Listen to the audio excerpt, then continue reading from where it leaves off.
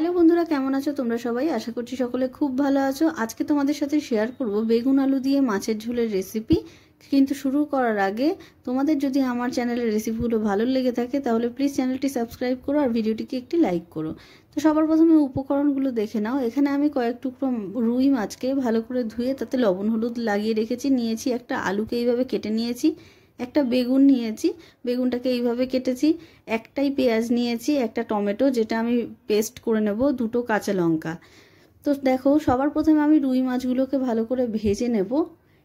এর জন্য আমি সবার প্রথমে কড়াইতে তেল গরম করে মাছগুলোকে একে একে করে দিয়ে দিচ্ছি। আমি কিন্তু মাছগুলো এখানে হালকা করে ভাজবো না, একটু বেশ লাল লাল করেই ভাজবো। তোমরা চাইলে এটা হালকা ভাজা করতে পারো। আমি এখানে টমেটোটাকে গ্রেট করে দেবো, তোমরা যদি চাও তাহলে টমেটোটাকে পিউরি বানিয়ে নিতে পারো। তো দেখো, মাছগুলো এখানে ভাজা হতে হতে আমি একটা পেস্ট বানিয়ে নিচ্ছি, যেখানে আছে আদা বাটা, হাফ চামচ হলুদ গুঁড়ো, 1 চামচ মতো জিরের গুঁড়ো আর 1 চামচ কাশ্মীরি লঙ্কার গুঁড়ো। এর মধ্যেই আমি টমেটোটা গ্রেট করে দিয়ে দেব। তো দেখো, বলতে বলতে আমাদের মাছটা একদম ভাজা হয়ে গেছে, তো আমি নামিয়ে নিলাম।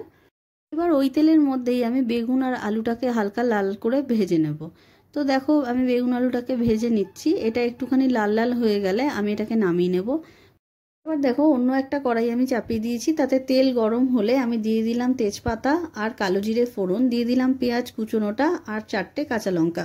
তো কাঁচা লঙ্কাটাকে আমি এইভাবে ফেলে দিয়েছি মাঝখান থেকে। ভালো করে সব কিছুকে ভেজে নিতে হবে যতক্ষণ না হালকা লাল হয়ে যাচ্ছে। হালকা লাল হয়ে গেলে দেখো, আমি পেস্টটা দিয়ে দিলাম।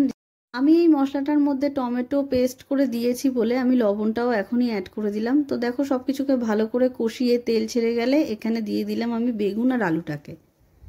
এবার ভালো করে সব কিছুকে কষিয়ে নিতে হবে, প্রায় 2 থেকে 3 মিনিট মতো ভালো করে কষিয়ে নিয়ে তারপর আমি এখানে দিয়ে দিলাম জল। আমি এখানে প্রায় 1.5 বাটি মতো জল ব্যবহার করেছি। তোমরা যেমন ঝোল চাও তেমন জল ব্যবহার করতে পারো।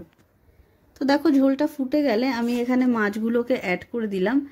তো ব্যাস হয়ে গেছে আমাদের মাছের ঝোল। এটা প্রায় 5 মিনিট মতন আমি ফুটিয়ে নামিয়ে নেব। তো দেখো, এটা 3 থেকে 5 মিনিট ফুটে গেছে। তো এবার আমি এটাকে নামিয়ে নেব। তোমাদের রেসিপিটি কেমন লাগলো অবশ্যই জানিও, আর প্লিজ চ্যানেলটিকে সাবস্ক্রাইব করে ভিডিওটিকে একটি লাইক করো যদি রেসিপিটি ভালো লেগে থাকে। Thanks for watching.